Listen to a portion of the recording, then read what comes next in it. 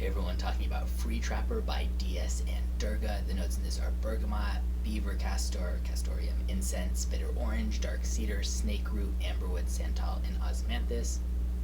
The bergamot is really dominant in the opening and actually kind of partway through the mid too, which is interesting because bergamot is in, it seems like, practically everything in the opening, but you don't usually get it so dominant as it is here.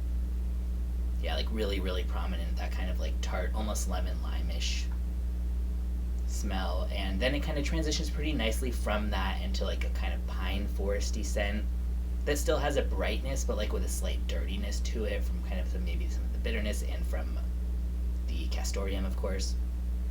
I saw that a bunch of people on Fragrantica rated it similar to Riviera Dry by Atelier d'Azur. I would agree with that.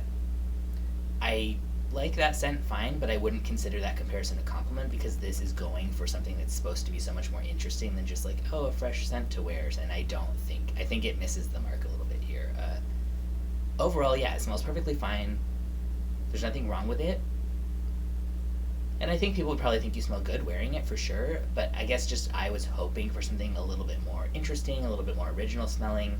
And I'm also really spoiled about forest scents after trying so much stuff by Pinewood, and theirs are just beyond amazing. So now kind of stuff like this just falls a little bit flat for me for like a forest scent. But again, I would think someone smelled pleasant if they were wearing this. I just find it a bit boring, and it definitely doesn't grab me as something that I would want to wear. Especially because this goes for $220, like at the cheapest after discounts for 100ml on FragranceNet. I think it's discontinued. I don't see it many places at all. I'll put a link in the description where you can get a bottle or sample. If it's sold out by the time you look at that, because I think there's not many left. I'm sure you can Google and find some on eBay, but